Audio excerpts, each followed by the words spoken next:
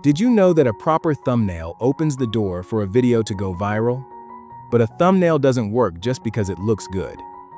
There are specific psychological triggers that make people click within 1 second. Today, we're going to design a thumbnail using those psychological triggers.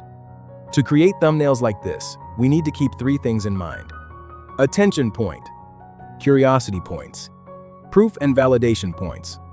First, we will take a background. We are using a darker background to highlight the subject.